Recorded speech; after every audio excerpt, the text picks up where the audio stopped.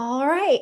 Well, welcome everyone, and thank you so much for attending our final event of this year's Pain Awareness Month. My name is Nicole Hemingway, and I serve as the CEO of the U.S. Pain Foundation. And today we are so excited to be here to talk about resilience, research into it, and ways that we can build resilience skills into our life despite living with chronic pain. So before we begin, I just want to go over our agenda. After discussing some general items, we will recap a few of our Pain Awareness Month efforts this month when we spotlighted the need for more pain research to improve health outcomes for the millions of Americans. Following that, I will introduce our guest presenter and panelists before opening it up for a Q&A. And then at the end, I want to share a timely update in regards to advocacy and what it means to all of us. So please note that the information provided today is for educational purposes only. Also, the views and opinions expressed in this program are those of the speakers and do not necessarily reflect the views or positions of any entities they represent. As I just mentioned, we will be taking questions at the end. If you are participating through Zoom, please type in your questions utilizing the Q&A function. If you're joining us through Facebook, type your questions into the comments. And finally, all of our webinars are recorded and they will be available to watch at a later date through our website. I want to take a moment to thank our sponsors of the 2023 Pain Awareness Month initiative, Pain Trials, Vertex Pharmaceuticals, and Lilly. We thank them for supporting this really important initiative to raise awareness and education around the need and the importance of pain research. So this month, U.S. Pain Foundation decided to focus our efforts in Pain Awareness Month on research. We wanted to make sure that we were talking about things that matter to people. And so our topic and theme was pain trials, research pain to manage pain. Our focus this Pain Awareness Month was really to show that importance of researching pain in order to better manage it. And we wanted to highlight how critical research is in order for us to understand the neurobiological basis of pain in the human body, which would hopefully then lead to the development and discovery of novel therapeutics that will really improve health outcomes going forward. This month, we were so fortunate to collaborate with the National Institutes of Health, Helping to End Addiction Long-Term, or HEAL initiative. We also were happy to team up with the Humana Neighborhood Centers to provide pain education and antidote to share much needed information around clinical trials. From incorporating researchers into our peer-to-peer support groups, to hosting in-person events, to sharing articles and different statistics about pain and research, the whole month focused on the need for more pain research. So what I want to talk about right now is that while some of our initiatives have passed, the resources and educational webinars that we developed this month, they still exist. We encourage you to read or share our recent articles. Download or order a free copy of Clinical Trials 101 Guide, and watch or rewatch a past webinar or health hack video. Everything is accessible through the Pain Awareness Month page on our website. So let's continue to talk about the importance of pain research to improve quality of life for the more than 51 million Americans that live with it. So today I have the distinct pleasure to introduce our guest presenters, and we are going to be talking about resilience. By definition, resilience is the ability to bounce back despite setbacks. So first up, Dr. Afton Hassett is a licensed clinical psychologist who is an associate professor and director of pain and opioid research in the Department of Anesthesiology at the University of Michigan. She is also a very accomplished pain researcher and a leader in the field of resilience and pain. She is a principal investigator at the Chronic Pain and Fatigue Research Center and has published over 100 scientific articles on her work. Her new book was just released earlier this month, and the title is Chronic Pain Reset: 30 Days of Activities, Practices, and Skills to Help You Thrive. Next, we have William Hatchett. William is a pain advocate who has lived with chronic pain since the age of 15. His chronic pain stems from multiple conditions, including Crohn's disease, rheumatoid arthritis, and back pain, amongst others. He has faced significant barriers, from not being believed to access issues, throughout his pain journey. And he was also featured in U.S. Pain Foundation's second Healthcare Disparities edition of The Invisible Project.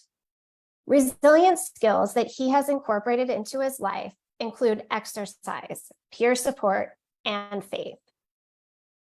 Joining both of them today is Karen Duffy, an actress, model, and television personality who has been living with chronic pain for over 28 years. As a pain advocate, she has written 3 books about her experiences living with sarcoidosis and complex regional pain syndrome. Her book, Model Patient: My Life as an Incredible White Ass, was a New York Times bestseller.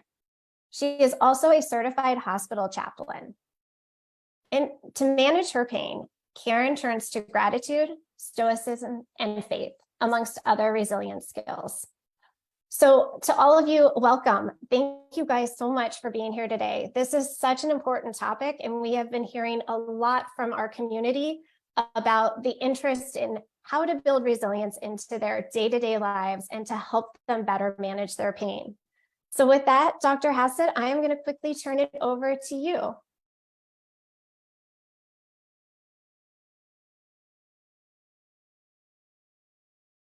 Oh, thank you so much for inviting me to talk to the U.S. Pain Foundation. It's been such a pleasure getting to know you and Cindy. I'm just delighted with the work that you're doing and so inspired, just hearing from Duff and William already. So I'm excited to be part of this session. So we'll begin by talking about the art of making lemonade out of lemons. So humans have many, many emotions.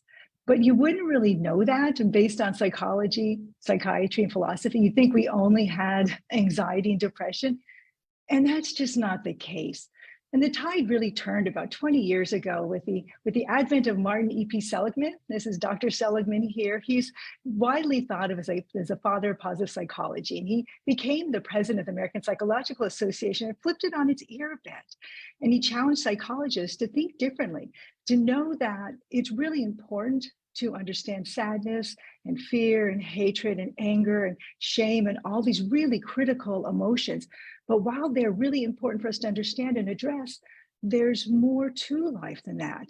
And just getting people to a place where they don't have these, kind of getting them to a neutral state, is not enough.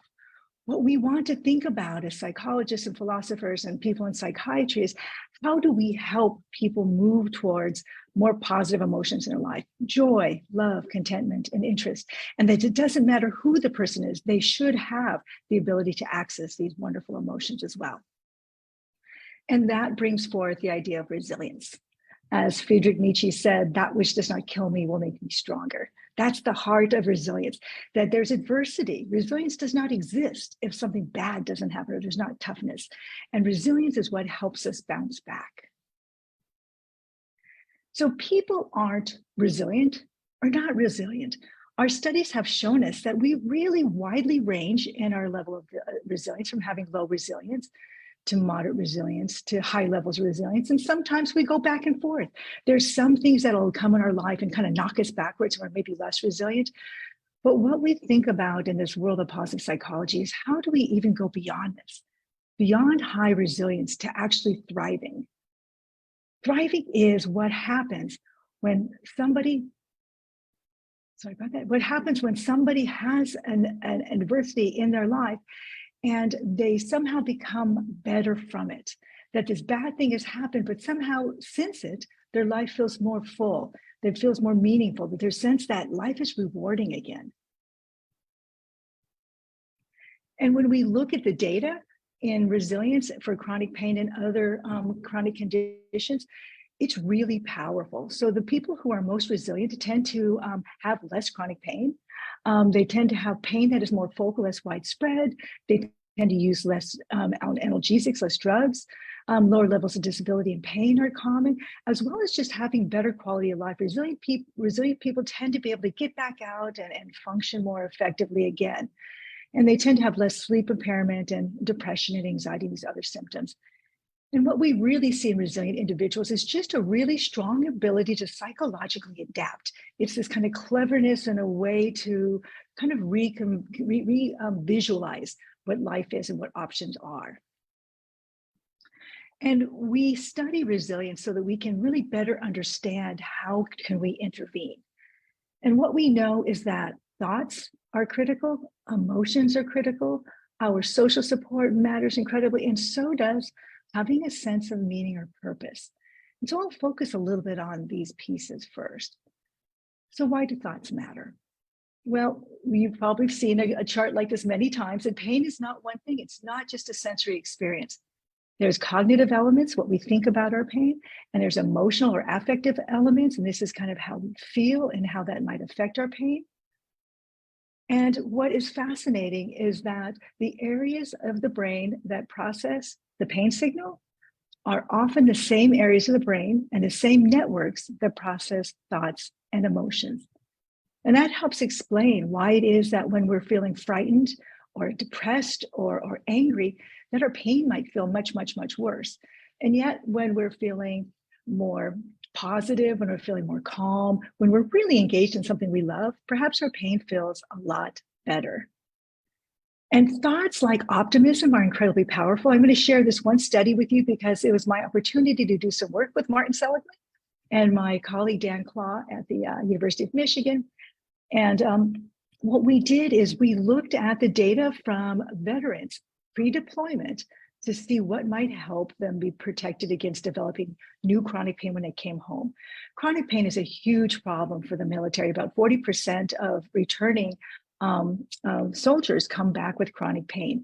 And so what we wanted to do was look at psychological factors that might confer resilience, what makes them more resilient. And we found that in 20,000 soldiers over multiple deployments, that about 37% of them did come home with new chronic pain. But what we found is that the soldiers highest in optimism were 35% less likely to develop pain when they came home.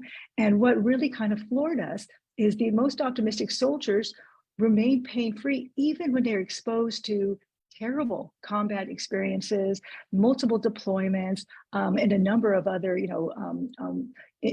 situations like injury and loss of a fellow soldier. So optimism was incredibly protective against pain here. And then we see in large studies that, over and over again, 70% of 69 studies that were evaluated showed that optimism is important in pain outcomes. And even the better the study was, the more carefully the study was conducted, the higher the effect. So this tells us there's something quite powerful here, building optimism. And positive emotions, yes, positive emotions matter. We have data out the ears that show us that positive emotions can very much buffer everything from current pain ratings, even future pain ratings, to pain tolerance if we're testing people in an experimental condition, to even things like post-operative, who gets out earlier, who needs less analgesic. So just across the board from acute to chronic pain exposures, positive emotions matter. But what we see, it is kind of a confusing table. What I want to point out, though, is that when we look at negative emotions, that first column, you'll see that healthy individuals have a score of about 18. A high score is bad for negative emotions. And as you go down, you'll see that there is slight elevations in people with chronic pain. Their scores are over the 20s. But what was more striking to us is on the right column where positive emotions are shown, high numbers are good, so 35 for healthy individuals. What we see the people with chronic pain is they're low, they're very, very low on positive emotions. So it might even be less a problem that people have a lot of depression, anxiety, and more that they just don't have a lot of positive emotions. And so we've really made it kind of our stock in trade to really study this and to help people develop some of these more protective, positive emotions. And it happens predominantly because people with chronic pain tend to have to prioritize the survival activities. So going to work, going to school, getting the chores done, taking care of the kids, taking care of each other, and putting off the things that are really meaningful to us. Those things just get set aside. And as that happens, people actually start to lose their ability to feel joy. It's very hard to be in a world where positive, rewarding, and affirming things are not taking place. And what we see, this is at the level of neuroimaging, we actually see changes in the parts of the brain that process positive emotions and reward. And it's really particularly pronounced in people with long-term chronic pain or widespread chronic pain like fibromyalgia, that we see this deficit in processing positive emotions and even the ability to really want to go out and seek it. And while this is disappointing, other neuroimaging studies have shown us it's reversible. So when people do things to invite positive emotions, people and the experiences back in their lives, we actually see a change in the brain and how it's processing positive emotions again. So lastly, why does feeling connected matter? It just does. It's so powerful. This was a study conducted by Julia Holt Lundstedt, who looked at things that protect us from death. And when you look at this chart, you'll see at the bottom, clean air protects us from mortality. It's great. So does treating people's high blood pressure. A lean body mass, exercise, as you would think, are protected from dying, as are less alcohol and less smoking. The big kahuna, less smoking. But there was one thing she found in her large study that was more powerful than smoking as far as protecting you from death. And that was your level of social support, of feeling integrated, of feeling loved, of feeling cared for, was more protective than quitting smoking. Our relationships matter, and they affect us in many passageways, through mental health, through physical health. They're psychosocial processes that impact our health. And the other side of the coin is that abusive or negative relationships actually cost us. And the benefits are all in only our positive emotions, right? So it's not just the relationship, it's the quality of the relationship that matters. And there is a cumulative effect on health over time. So the more positive relationships, the more positive people in our life, the better off we are bound to do. And then meaning and purpose, incredibly valuable for people to have a sense of resilience. Having a sense of purpose in life may have been incredibly disrupted by having a chronic illness such as chronic pain, but having a new purpose in life can be extremely powerful. When you have a sense of purpose, it guides your life decisions. It makes making decisions easier. It influences every behavior that you take when you think about, does this get me to where I want to go? It can shape your goals. It gives you a sense of direction. And having a sense of purpose just creates meaning in life. And that's incredibly powerful and can help you be so resilient. And what happens is when people have a strong sense of purpose, when something really bad happens, it's just easier to weather the storm because you have this larger thing ahead of you. And these are just some things that we have studied and others have studied that show that purpose in life is associated with so many health outcomes, everything from healthier aging to reduce risk for heart attack and even Alzheimer's disease, improved immune functioning, and certainly, as we care about, increased pain tolerance. You can withstand more pain and even just less pain. And those are the citations for the purpose of life. So I hope I've convinced you that building resilience is important, and there are ways that we can do this. Most of my career now, what I do now is study these. And I mentioned before that resilience is influenced by our thoughts, our emotions, social support, and sense of meaning and purpose. So these are indeed our targets. We want to think about how we have more adaptive thoughts, how we can invite more positive emotions into our world, how we can secure our social support systems, and how we can find, even if it's new, meaning and purpose in life. So as a psychologist, we study what they call resilience building interventions, or RBIs. Resilience building interventions are born from positive psychology. They are evidence-based. They've all been tried in people. And what they do is they build positive emotions, positive relationships, sense of purpose, all the things we want to build. And I'm going to talk about a few of these here. So the reason I think these are important, and many of us think these are important, is that there are good data that show that people with chronic pain greatly benefit from these little fun interventions. And people who do resilience-based interventions report having less pain intensity, fewer depressive symptoms, less catastrophic or negative thinking, fewer negative emotions, and just an overall increase access to happiness and positive emotions. And what's amazing about these, unlike a medication that you take, and if you don't keep taking, it goes away, these have longer lasting effects. Some of these interventions had positive effects up to 3 months after when they were studied. So what are these interventions? The most studied of them is called pleasant activity scheduling. This goes all the way back to cognitive behavioral therapy, and it was developed to help predominantly people with depression and was so incredibly effective. There really was no drug that had the effect that pleasant activity scheduling had in depression. And so, of course, it made its way to cognitive behavioral therapy for pain. So this isn't necessarily from positive psychology, but it is from cognitive behavioral therapy. It's well studied. And what we suggest with this is that you have busy lives. You probably have a schedule that's scheduled all the way out, but take 2, 3, 4, maybe 5 days and just pick small amounts of time and schedule them onto your calendar. These are as important as doctor's appointments. Treat them as the most important thing in the world, but these are the times you're scheduling for yourself to do pleasant activities. It can be little simple things like having coffee with a friend or spending some time doing your hobby, maybe taking a class you wanted to take, or just treating yourself with a long bath or a massage. These are all things that hopefully you value and will move into your life. And just by doing this, we watch people's activity increase and positive emotions increase and negative emotions go away. They greatly decrease when you're doing things that you enjoy, at least in that moment in time. And one suggestion is get out and walk. Walk in nature. If it's walking with your dog, if it's walking with your friends, take a little time because nature is incredibly healing and resilience building. There are entire practices in other cultures. Shirin-yoku is one in Japan that it's called forest bathing, that you actually, they actually believe that or have studied the health effects that are just experienced by being in nature, by walking, by smelling the pine, by having fresh air in the face. These are all things that we need and can be helpful. Another resilience building intervention isn't related to gratitude. There's many gratitude interventions, but one that I really like, I would suggest to you, I have all my students do this, is to keep a gratitude diary.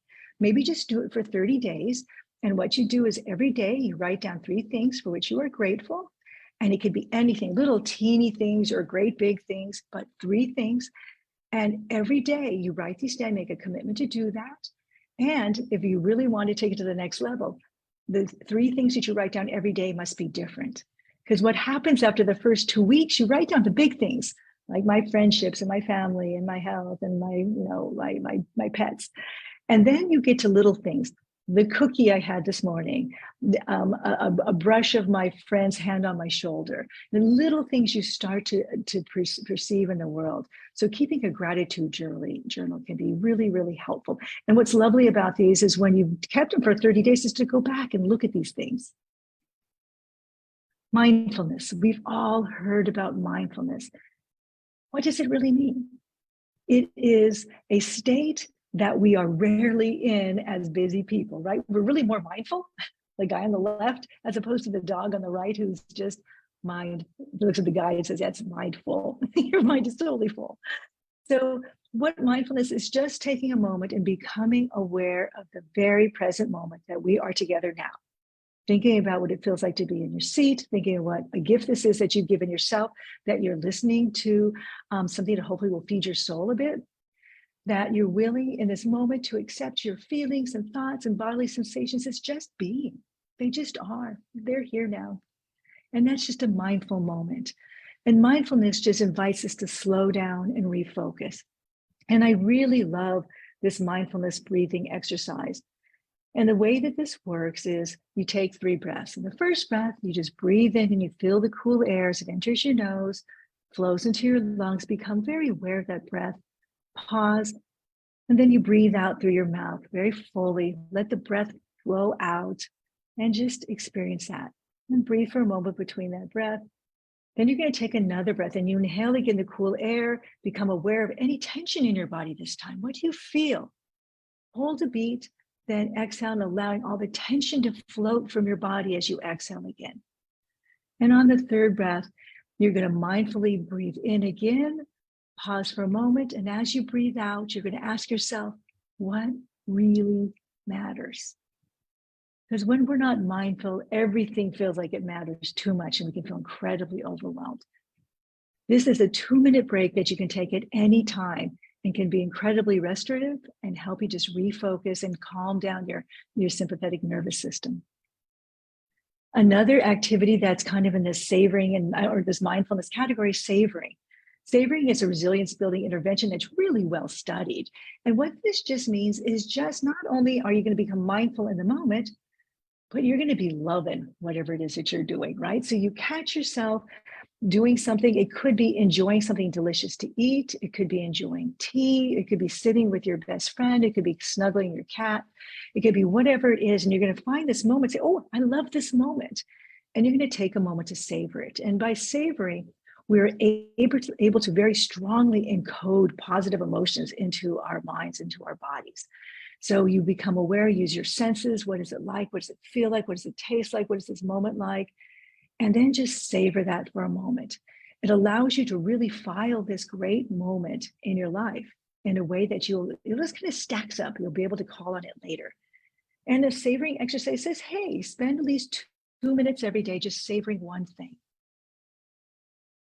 Another way that we can really build positive emotions and resilience is by conducting acts of kindness.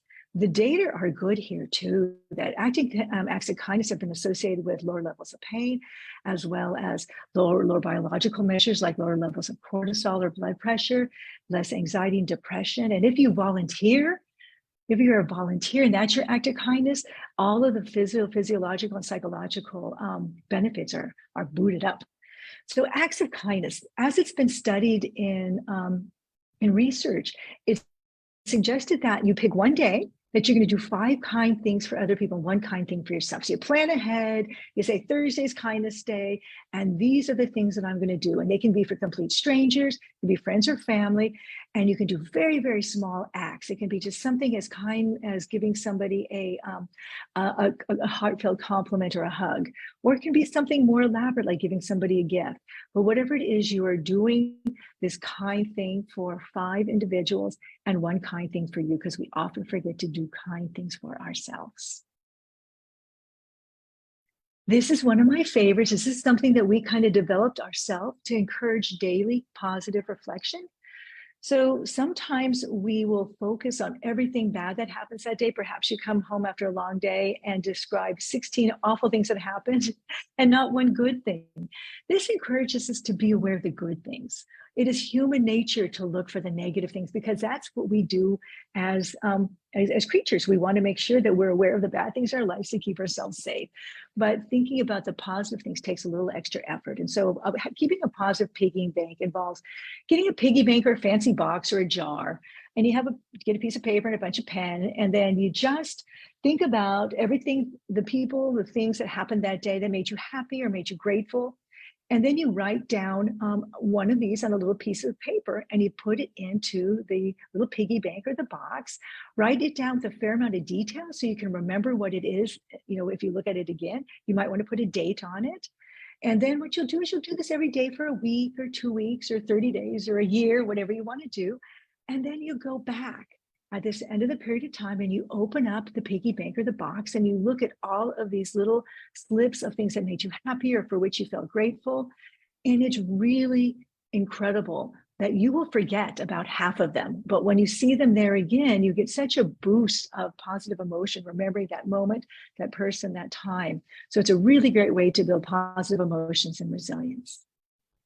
Another thing that we can do is build our social ties. And there's so many ways that we can do this, but there's also a simple way. If you can make a daily practice of thinking about somebody you've not spoken to a while and reaching out to them. And the easiest way I found to do this is what I call text to connect. And what you do is you pop open your phone. Don't do it now because we're talking here, but do it later. and scroll towards the bottom of your text and find somebody, a family member, a friend, a colleague, somebody that, you knew years ago, and send them a note. Hey, just thinking about you. I hope you're well. Would love to connect again sometime, whatever. Send a picture. That's even more exciting, of the two of you perhaps doing something. And do a couple of those every once in a while. I tell my students, do one a day for a week and see who comes back, because more often than not, you'll get some amazing responses from people that were so delighted to hear from you. But again, building our social ties takes work, right? We want to groom the relationships that are rewarding and feel great to us and supportive, and maybe let some of the relationships that don't feel as supportive. So don't text people who that you're not talking to for a reason. Text the people who are great in your life that you want to reconnect with. And then something powerful. We all have character strengths. This is something that I consider like our superpowers. And this is something well studied in positive psychology. Character strengths are things that we have. We all have these. They can vary from creativity to curiosity, to social intelligence, to kindness, to gratitude, to spirituality. You already might know what some of your strengths are. Could be teamwork, could be perseverance, could be bravery. But if you want to know, and you haven't done this before, this is kind of wonderful. The VIA Character Institute is a nonprofit that has a VIA survey. It takes a while to fill out. There's a lot of questions, but it'll spit out for you a free PDF with your character strengths. I think like 1 million people have done this around the world. It's incredible, but it'll give you a sense of what your character strengths are. And then once you kind of know what your character strengths are, pick the one or two from the top of it and think about ways that you use that strength, and think about ways that you can use that strength that might be different, right? A totally different way. So let's say creativity is your character strength and you use it for your crafting. How about if you were to use creativity in a new way, say to resolve an argument, right? So try this, write down how you used a strength in a different way. How did it work? Does it feel like you're starting to stretch? And maybe use what you have already in new ways. And we do see there's good data in people with chronic illnesses who have aware of their character strengths and do a character strength intervention. It leads to improved self-esteem and has self-efficacy and even reduced depression. So these can be very effective interventions, just capitalizing on your strength and using them in different ways. And one thing I just wanted to point out, these are data from our lab where we had 100 and some odd patients do this strengths assessment. And I just thought you'd find it interesting what the strengths are reported by people with chronic pain. I love them. Honesty, kindness, humor, creativity, love of learning, perspective, open-mindedness. These are the people I want to hang with. This is really neat, right? So it tells us these are the strengths of people with chronic pain. But what surprised me was zest is very low. And that might go back to what we were talking about, how there's parts of the brain that, aren't processing positive emotion as well. And we want to get those working again by challenging them. And the last bit I want to tell you a little bit about is purpose in life. And I mentioned that this often gets shifted because we've changed our lives in so many ways because of the pain and the condition. But we can still lean back and say, where do I go next? And that begins with asking yourself, what am I passionate about? What do I care about now? What's different? What do I care about? What are my strengths? We just talked about what some of those are. How can I use these strengths to help me move forward? What am I good at already? Am I a PR person? Am I a people person? Am I good with numbers? What are my skills strengths? So my character strengths and my skill strengths. And then think about what would feel meaningful. What do I, what at the end of my life, and I look back and say, God, that was a meaningful thing I did. And that's how we start to move towards a new purpose life, or a statement about our purpose. And I just threw some in. These are purpose in life examples that come from individuals that are more focused on kind of spiritual pursuits. That's the ones in black. People that are more kind of family oriented in the blue. Those are purpose in life examples there. People who are more kind of career oriented or education oriented are kind of those green examples. And then in the purple, that's just more broadly helping others or more societally oriented. There's no right or wrong answer to purpose in life. It's what matters to you when you look at those questions. And those are those questions again. All right. And one way to kind of bring this all together is a positive psychology, a resilience building intervention known as best possible self. And what you do here is you select a time in the future. It could be like a year from now, 5 years, 10 years from now. And imagine that at that time you're experiencing in your very best possible self, even in the context of having chronic pain. You don't want to say, when my pain goes away, this is what's going to happen. No, no. Even if I have chronic pain, then this is what still matters to me, because it won't, it's unshakable.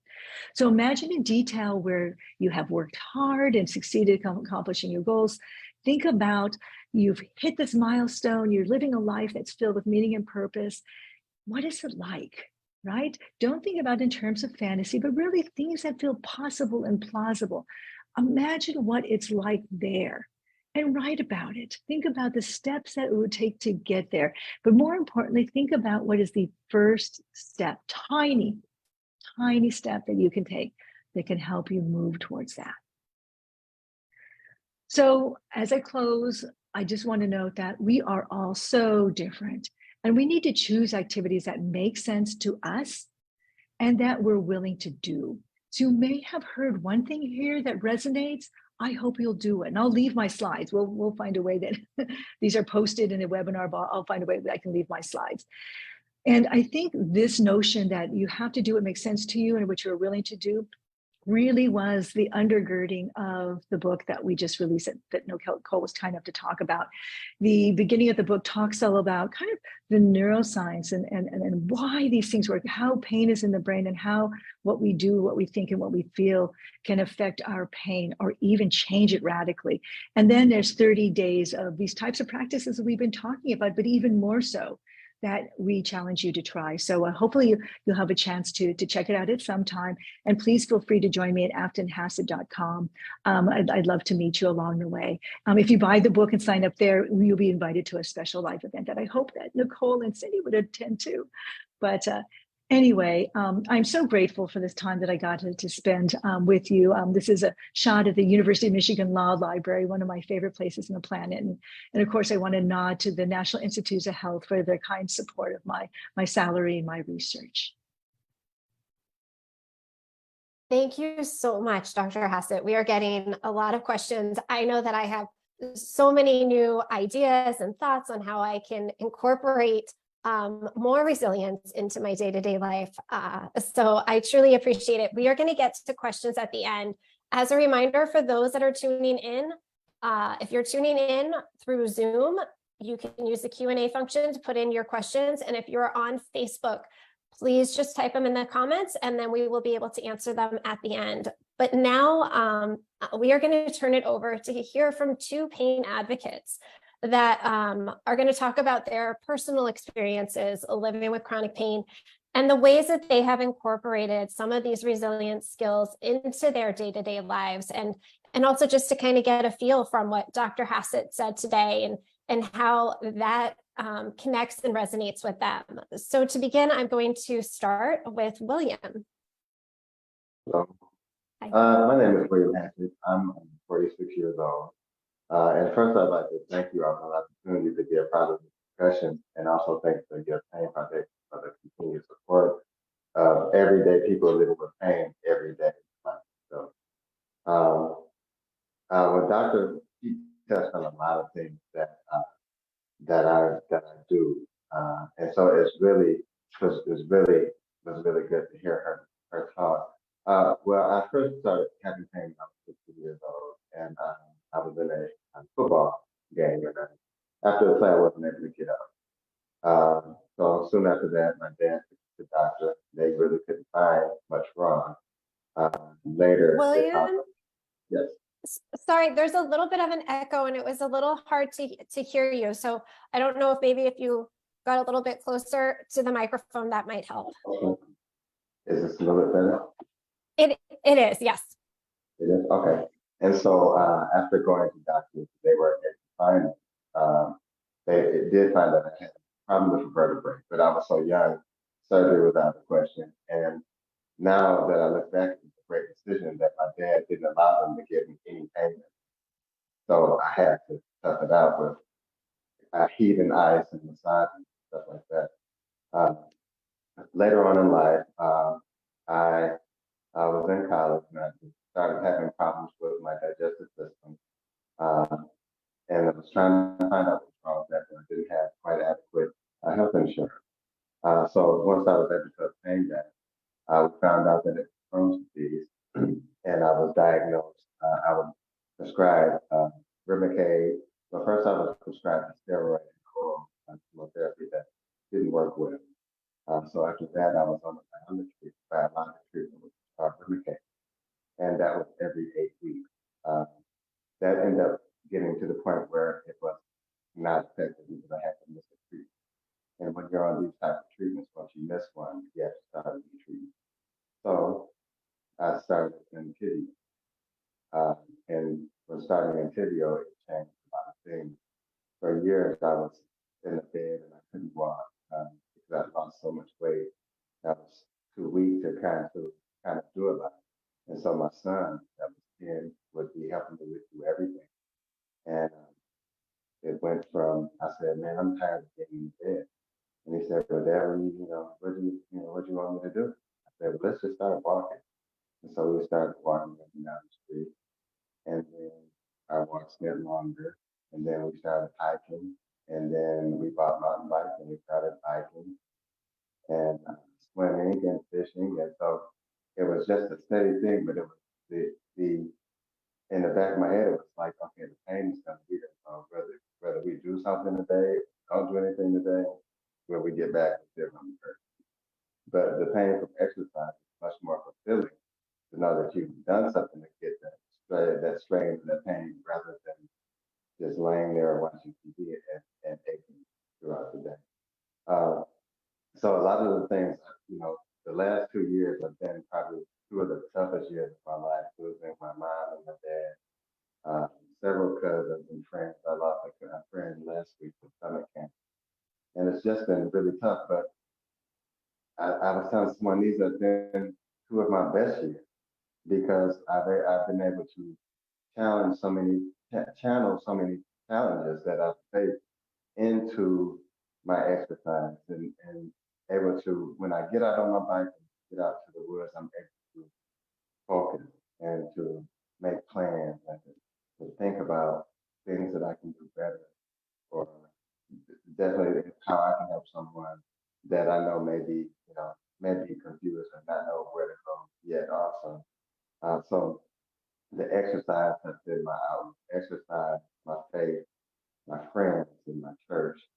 The support is overwhelming. I have friends from grade school that when they found out that I had Crohn's disease, they said, "Oh man, we know that you're gonna be all right because you've always been the guy that was always active, so active." And so I said, "Well, I guess this is my next challenge." So that's one thing that challenges I will always be accepted. Um, just like the race I did this weekend, the Big Bend 100 was a 50-mile bike race that I did here in town, and I plan to continue to do it from now on. That and other bike races, mountain bike races. There's a poem slash short story that I wrote, and part of it was featured in the Disparity edition. But I wanted to see if I could read the complete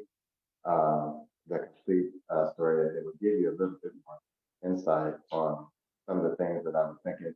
And I was actually looking back in one of the journals yesterday, and I was looking at some of the things that I was writing, and I was looking at how far I had come.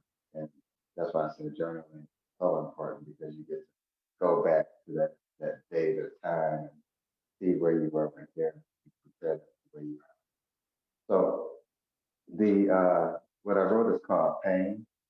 Uh, I wrote this when I was basically in the bed in Dubai. And so what I would do, I would write and I would watch stuff and I would try to learn while I was there. So it's a little long, so bear with me. Pain, no gain. Isn't that what they say? If they only knew how pain changes lives, they might have been phrased a different way. Pain is subjective, but I'll share with you my story. What is your pain level today? They always say, as I appear for a doctor appointment today. I respond, I'm okay.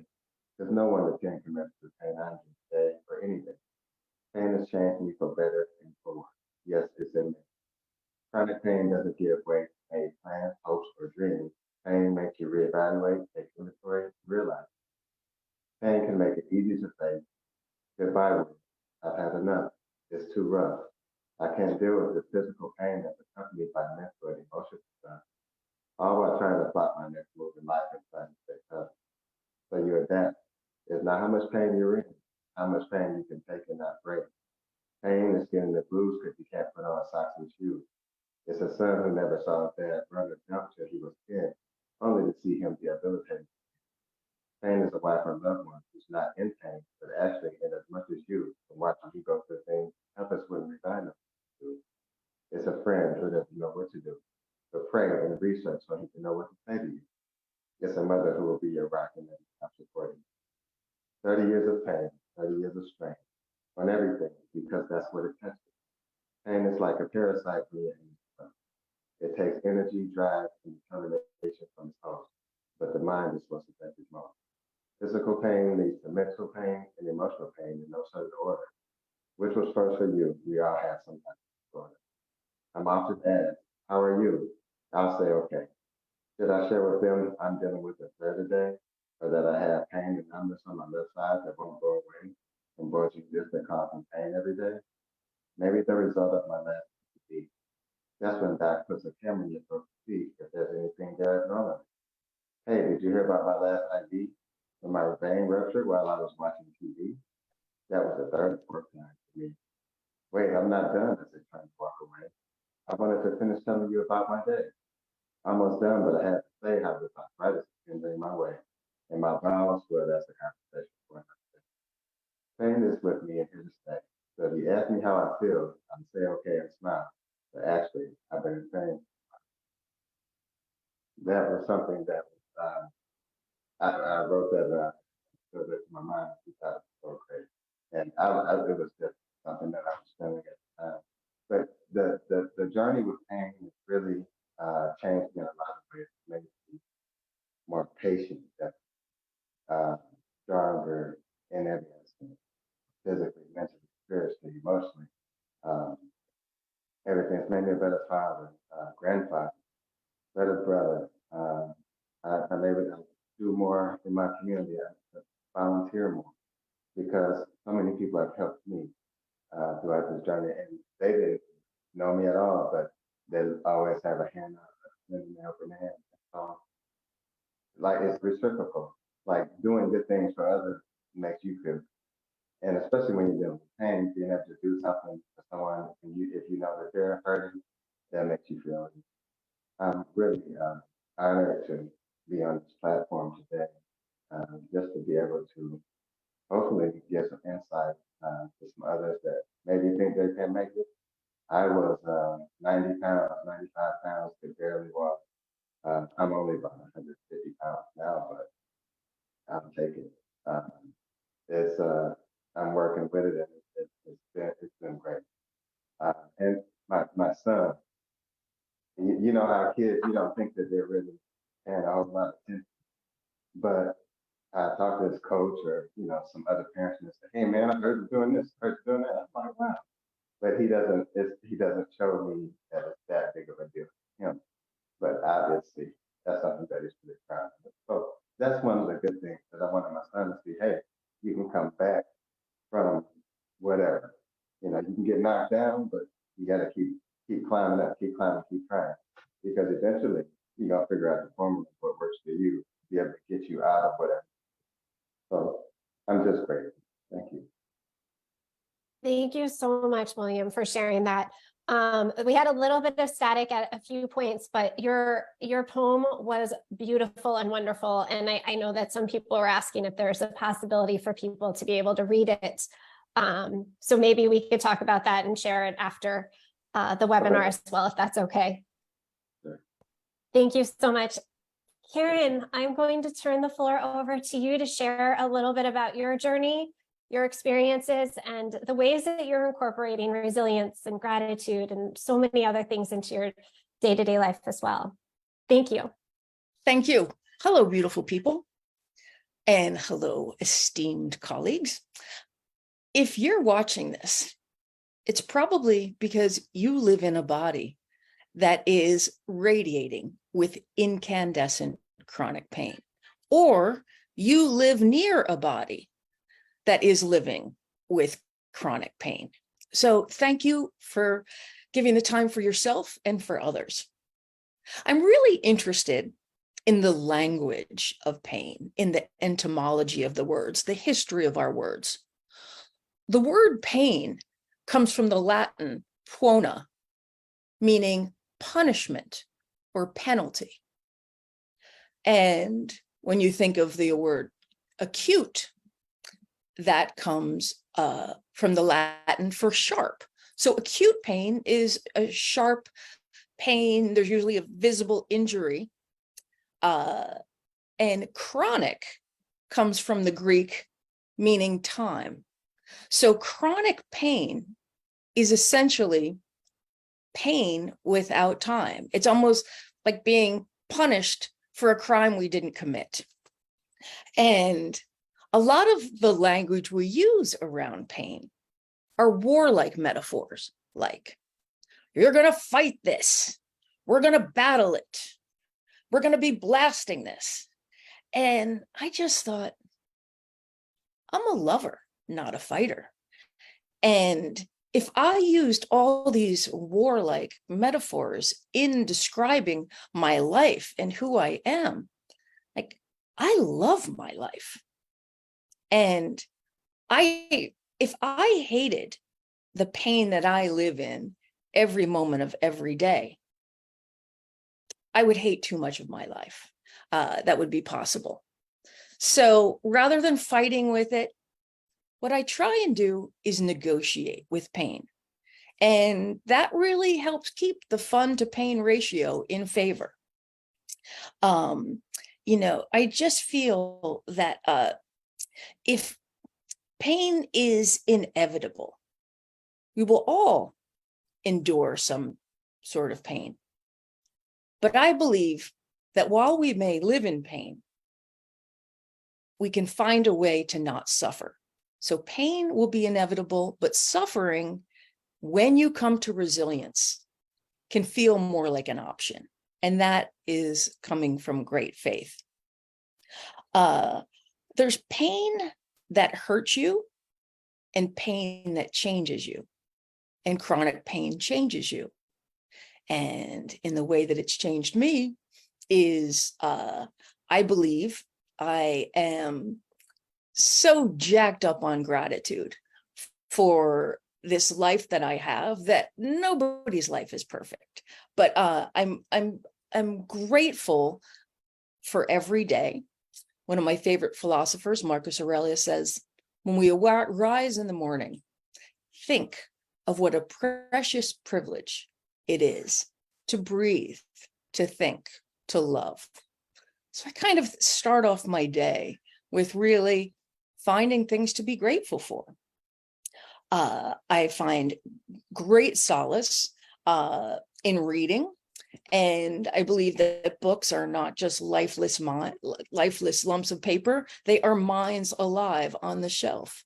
So if you are having a day where you really can't get out of bed, bibliotherapy is the belief that the novel cure, that reading novels, it can be whatever you want, has a similar effect as cognitive behavioral therapy. So reading is a great way for me to feel like I'm alive.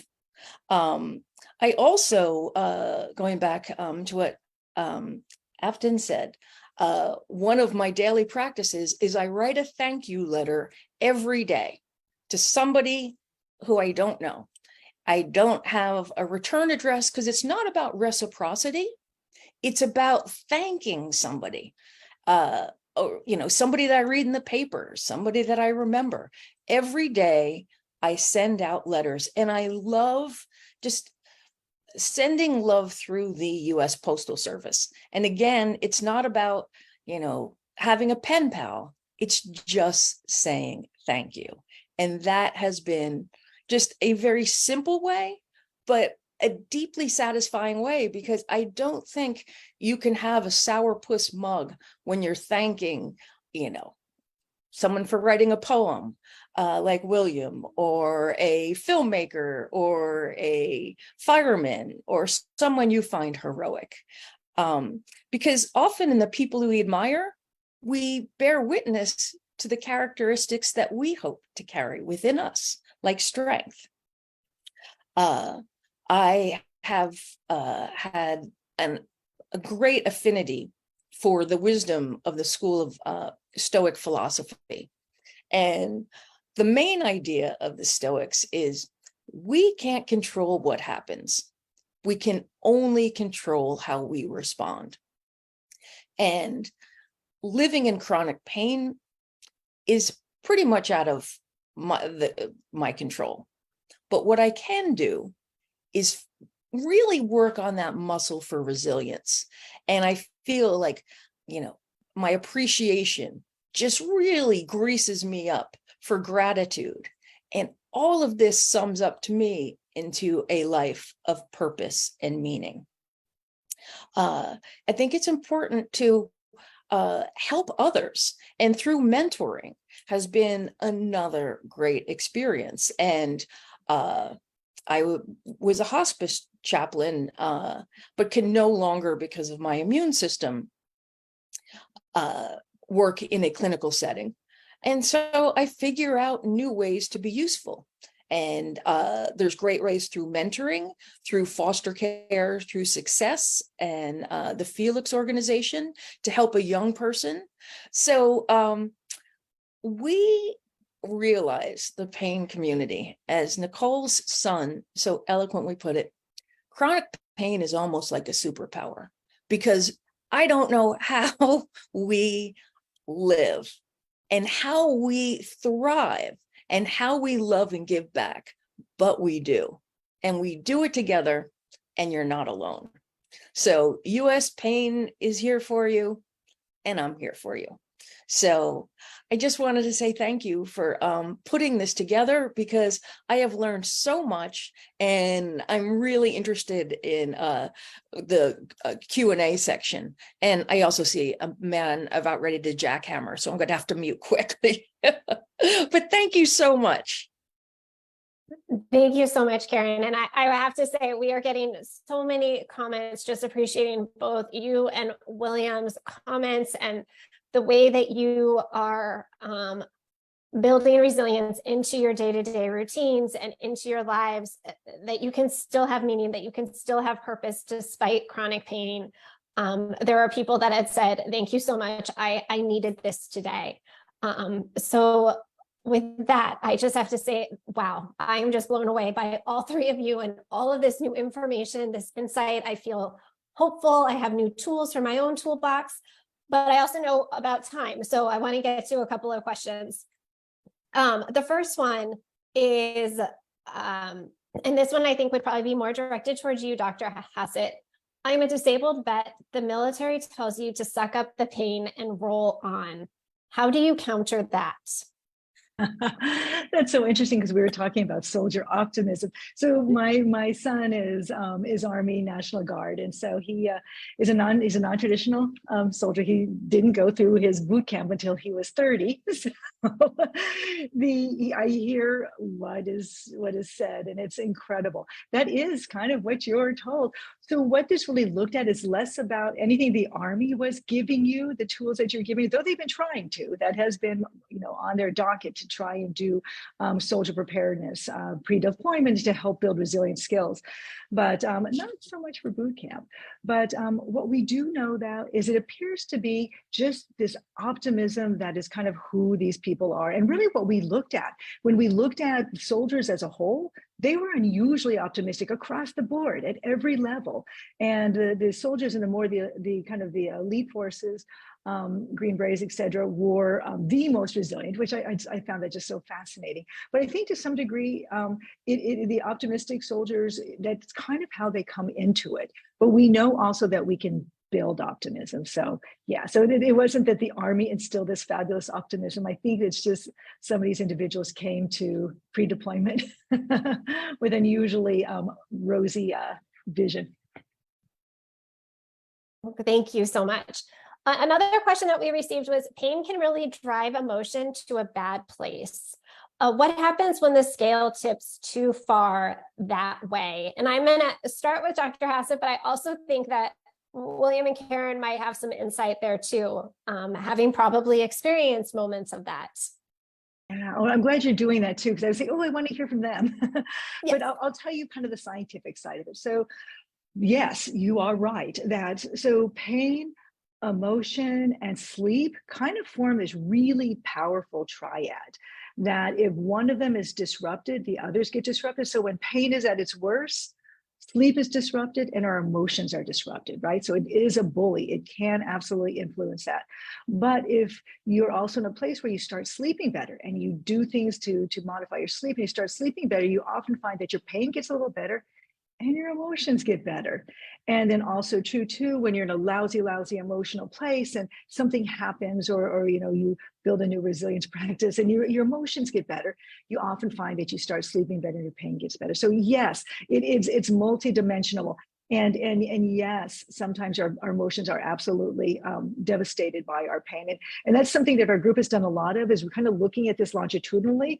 So they're the people who like to stigmatize pain and say pain is just, depression and anxiety. What we have shown in our studies is usually the people who develop chronic pain, the predecessor is not depression and anxiety. It's often other things. It's often sleep disturbance. It's often just having a lot of sensitivity to other bodily experiences. I mean, there's other things, and that the depression and the anxiety tend to follow the chronic pain. They tend to be in reaction to the life disruption and the difficulty of living with chronic pain. So that's kind of my little scientific take on it. I'd love to hear from the others, from William and Duff.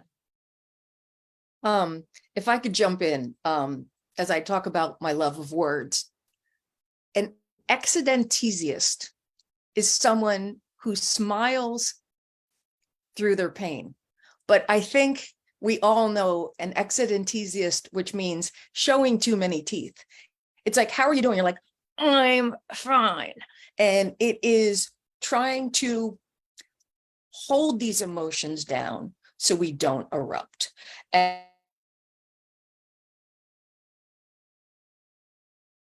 Oh, I think we lost her for a second. I'm sure she'll be coming right back. Oh, there you go. You cut out for 1 second there. Oh, Yes. I'm sorry. So the idea of an excidentesiast is you're showing too many teeth and you're saying, I'm fine. And the thing is, I'm not always fine. I mean, through my illness, I lost my career. I am no longer insurable as an actor, as a model. I can't wear costumes and clothes. And so in a way, I had to mourn for the person who I was and figure out who I am now. And I understand that I don't focus on the length of life. I focus on the depth of life. And that to me is a way that I deal with my emotions. That is so powerful. Thank you so much. William, do you have anything to share or add to that? Just a little bit. And what Doctor was talking about as far as the sleep aspect.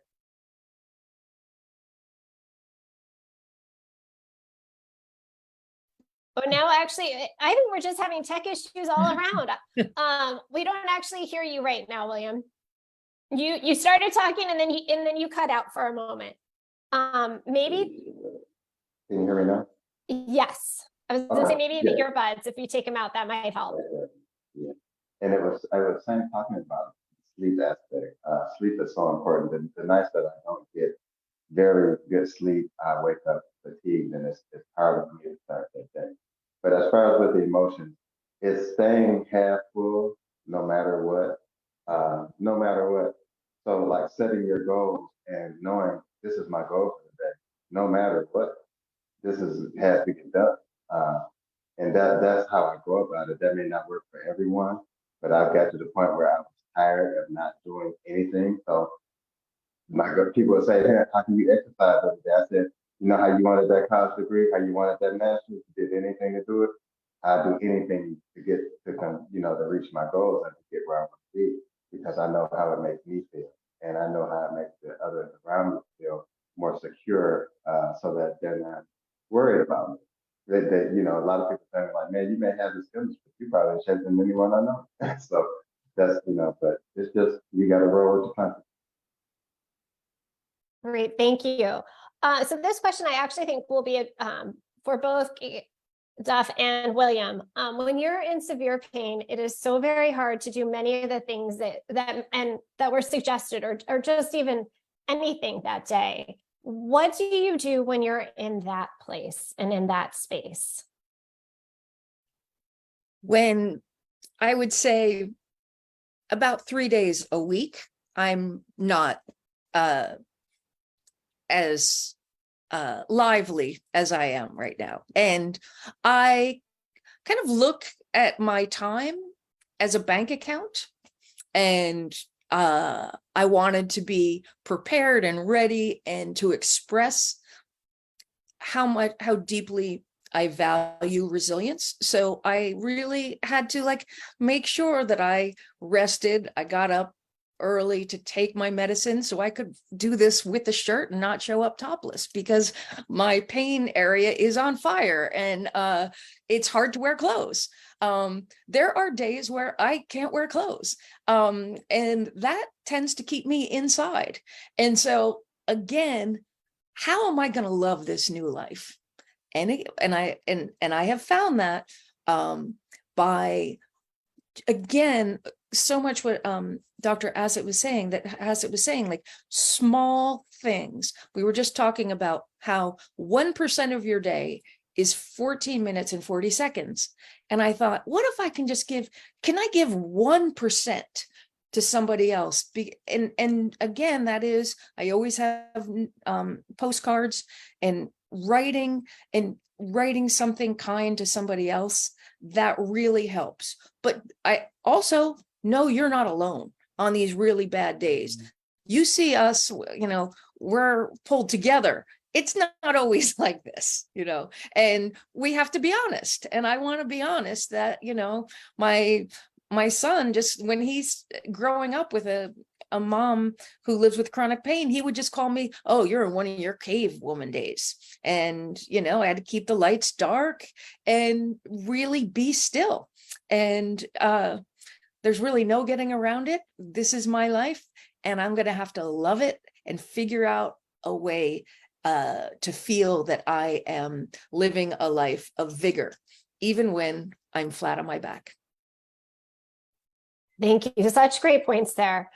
William, do you have any insight on that question as well? Just something real quick. I had one of those days yesterday, and I may have woke up about 7, but I couldn't get out of bed. I was stuck pretty much. So on those days, I find something to watch on TV or something that I want to read. But I do make a goal by the afternoon that I get out and do something. Now, it doesn't always work that way. Some days you have those days where you knock down and you need that rest, and you know it when you need to. But that's pretty much what I do. Is those days I'm going to come, at least Doug said, a few times a week. Yeah, a couple times a week that you're going to have those type of days. But hopefully, near the end of that day, you can get up and move a little bit. So that's the time. Great, thank you. And I definitely am hearing that people can relate to what both of you are saying. Dr. Hassett, do you have anything to add to that? What individuals can do when they are in that severe pain space and are having one of those really debilitating days? Yeah, those days happen. they're unfortunately part of the process. It's a waxing and waning condition. And on those days, you might know 1 or 2 things that can ease the pain a little bit. And if you can tap into that, but I have many friends with chronic pain. And one thing that I have told them, they all say helps, is on the very worst day, do one thing that's meaningful. just one thing's loving, and that's reach out to somebody, send somebody a note, like Karen's little thank you notes, do one thing that feels meaningful, and that day won't be wasted. Great, thank you. Another question for you, Dr. Hassett. I find the term catastrophizing to be very condescending. How do we get psychologists to not use this term and change the term to what is meant, having pain take up so much of your life? Yeah, I hate the term too. And this is embarrassing because I wrote my dissertation in catastrophizing. I thought, I know what's going on here, my little smarty pants fresh out of school. And what I learned set me actually down this path, because what I found is that catastrophizing was one thing. There was so much more resilience in the patients I was looking at. I was looking at fibromyalgia and rheumatoid arthritis, and I was surprised by how many people were incredibly resilient. There was no psychiatric anything in their histories, more or less currently. And catastrophizing just wasn't that important. And what it appeared to me is a kind of a normal reaction to having a really crappy day. And so it's hard to hang too much on that. And I think it's another way to stigmatize. And so what I think catastrophizing is a moment of saying, this just stinks. And that's normal. And I think when I talk about positive psychology and positive emotion, it doesn't mean that negative emotions aren't really valuable and part of the experience and really okay to have. And that moment of catastrophic disgust and hideousness and frustration, that's normal. Fine. That it should not be a stigmatizing thing as it's often treated in studies. So I wish there was a way we could make it go away.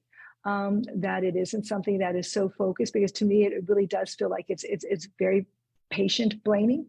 If you just didn't have such bad thoughts, it wouldn't be such a problem. I don't like that. And I'm somebody who's come 360 degrees as the old card-carrying negative psychologist to somebody who says, hey, these people are so powerful, and how do we tap into that? Well, thank you so much. And we just are so thankful to have you in our corner, and hopefully more discussions around this will help shift that narrative. Because I think you said it so beautifully that it does place a lot of blame on the individual and stigmatizes us even more. So thank you for your response and answer. Another question we received was around trauma. So trauma is a topic that comes up quite frequently in relation to pain. And Dr. Hassett, what does the research say about this, and what are your thoughts on it? So the first piece is trauma is common. So many people have had traumatic things happen in their lives. And it appears that quite a few people who have chronic pain also have had traumatic things happen in their lives. It's a really important element. Trauma does not explain all chronic pain. It does not cause all chronic pain. It is, though, when it's present, a really powerful process, and something that cannot be overlooked if somebody truly wants to move to the next level of their healing. And we need to embrace every bit of us, even the parts of us that are painful and hurt and feel broken. That's part of our story. And I think trauma is really, really critical to include in the overall piece. But a part of it is also when people are ready to work with their traumas and to deal with their traumas. And you know what? Some people may never get there, and they live their lives just fine with the trauma zipped up. And as a psychologist, that was always kind of frustrating to me. It was like, you know what? I get it. And there may be a point in your life when you're ready to go there. And when you are, then I think it can be incredibly healing. But yeah. Well, thank you. We are just getting so many questions. I think we probably have time for 2, maybe 3 more. This next question, I think actually everyone can help and give some insight and perspective around. But it's for individuals that are living with chronic pain, some decades or even in decades, they keep thinking it's going to get worse, or it is getting worse, and they've sort of lost their support. How does one go about finding support that might not be there in their everyday surrounding? I don't know if William, do you want to answer that? Sure. if you're on social media, some people aren't and choose not to be for certain reasons. But like on Facebook, there's a lot of different communities there that you can be a part of. And I know it may seem kind of separate, people that you don't know, but once you get into those groups, there'll be people that will be sharing things. They will share something and be something that you're going, and they want nothing more than to help you, and for everyone to try to share so we can try to come to something that works for people. So I would say support groups. At first, I didn't think that that would be a good idea for me, but now it's a big deal. I'm in support groups on Facebook and the Pros and Colliders Foundation and a couple other organizations, and we all keep in touch as far as checking on each other's, reading our posts and seeing if we have any insights where we can help. So that would be one place where you could be able to get some help on social media, or Facebook, or some other places. But talk to people that you know, because more people than you know are living with everyday pain, and they're not talking about it. So that would be, people that are in pain too. They just may not understand. Thank you so much. Karen? Well, for most of us, the long life of a chronic pain patient, it's invisible. And, people often say that, they go, "You look so good." And I was like, okay, I'll take it. But you don't look sick, and who knows what sick looks like. And one of the things that was, because I've been living for over 2 decades with chronic pain. And in the beginning, I had a deep sense of embarrassment. There was shame. I felt like I was extracting the resources of worry from the people who loved me. And I was carrying that around. And then I realized that, I have to learn to be a friend to myself. And there are going to be moments, because it is such an interior experience, that we have to befriend ourselves. And shame is grievous because it's what you are. Embarrassment is something that you've done. So understanding the difference between the two and accepting that what is in our control and what is out of our control has been very helpful. And again, if the gift of US Pain is that there are so many resources. So even when you feel alone, you're not alone. And you can find me at wiseup.com, and I'm there for you. This is part of my life, is speaking to people who live with chronic pain, who just need a voice, an ear. So I'm one big ear. Thank you so much. And Dr. Hassett, I'm going to change yours up just slightly, but I do want to say that I think what both Duff and William you shared is just so important. And I think for people to realize, they're not alone. And also to reach out and to find support. And US Pain Foundation does offer over 60 peer-to-peer support groups every single month online, and it's all free. So make sure you find that support if you need it. But Dr. Hassett, a question that came in was, I think support groups are really helpful to have people feel connected. What are your thoughts on that? And is there any research to support this? So I'm not sure what the research is, but my clinical experience has been that it depends on the support group, that many support groups are truly supportive. And while people are allowed to share their stories and stuff like that, they also become places where there's support, solutions, hope, respect. If the support group is toxic or problematic, then it's not helpful, right? But you know that when you're in a group of people, right?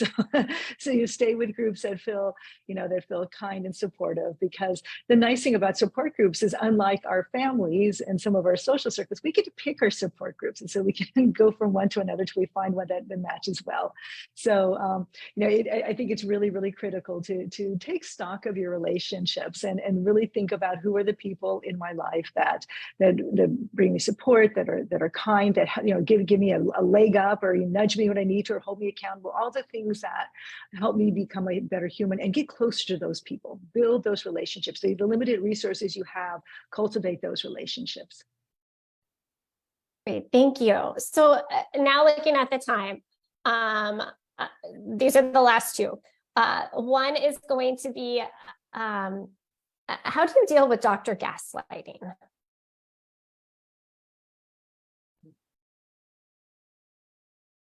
Are you letting that for I Karen and was, William? I'm sorry, yes, Dr. Hassett, do you want to start?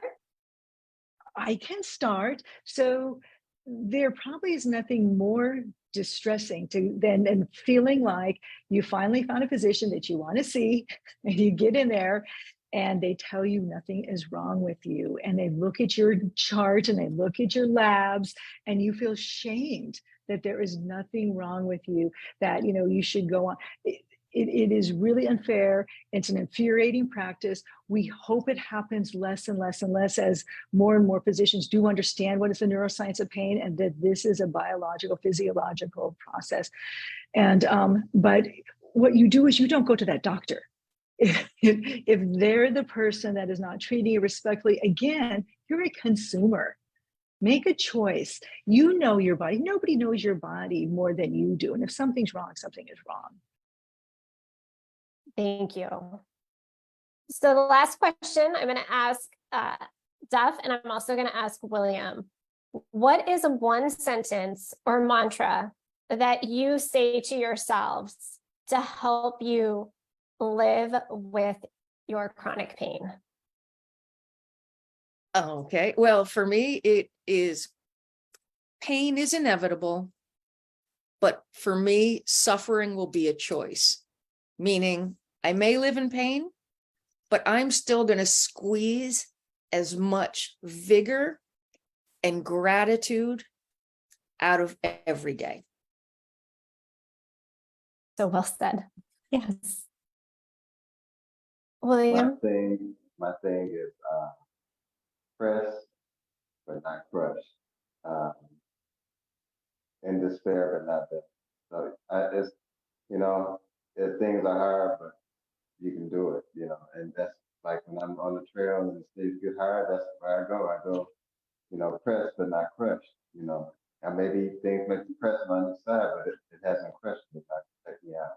So that's how I look at it. And it's like, the other thing is, we can do it. Just as, mundane as it may sound, but, we can do this.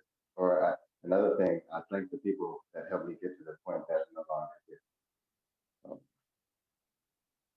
Well, thank you all for being here. I think one of the big takeaway for me is how much we can learn and become inspired and empowered by listening to others and hearing what has worked for them, or looking at different research around resilience and all the different ways that we can start incorporating it into our lives. But Dr. Hassett, I was personally intrigued by the idea of 5 acts of kindness, but the one act of kindness to yourself, because that is the one that I don't know if all of us necessarily do. We leave off our own needs and wants. And so I will definitely be taking that away. And to each of you, I'm going to quickly, I just want to share one slide and then we will wrap up everything. But I just wanted to say thank you. This has been incredible. To all those that still have questions, I'm so sorry we didn't get to all of them.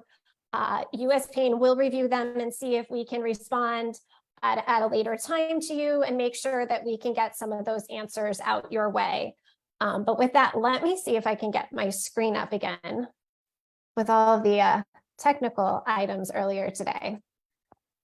Okay, perfect. I believe everyone can see this. So I have some really, really exciting and big news to share.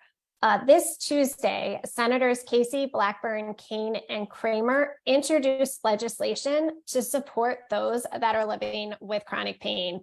And the whole goal is to bring awareness to the enormous problem of chronic pain and its cost to the nation in human burden and real dollars, to stimulate greater action to do more to improve pain care. For years, this has actually been a personal mission and goal of our National Director of Policy and Advocacy, Cindy Steinberg. So in collaboration with the Pain Coalition that Cindy helps lead, she brought a legislative proposal to Senator Casey's office. Senator Casey and his aides decided to champion this bill, and we are just so appreciative. To make this bipartisan, he reached out, and we have 3 other senators, and they introduced the bill this week. So the Advancing Research for Chronic Pain Act would create a centralized chronic pain information hub that will aggregate and summarize a long list of important population health and cost data on chronic pain. So this is just one instance where perseverance and continually using our voices made a big impact. And I know that there's still a lot to do around this bill and moving it towards passage, but the first hurdle was getting it introduced, and we are there.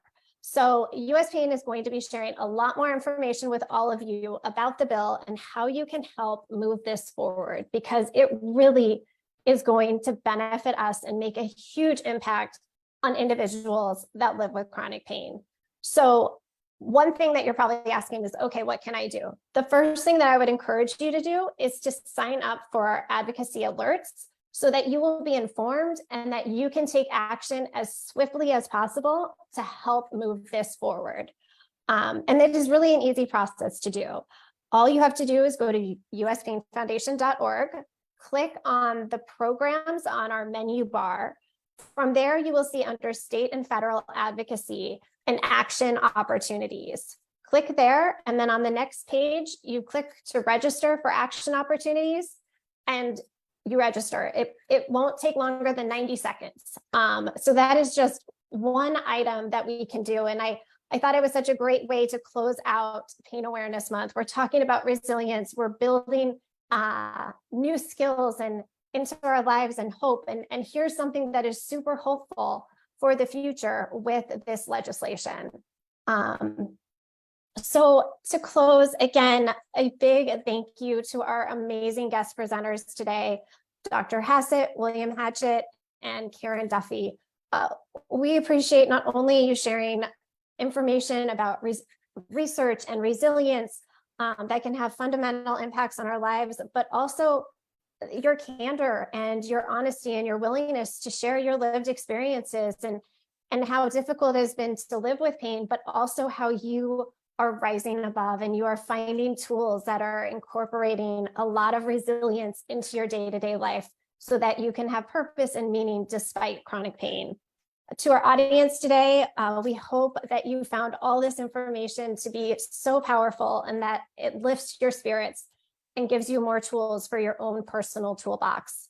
Again, know that you are not alone. If you need any information, please go to uspainfoundation.org.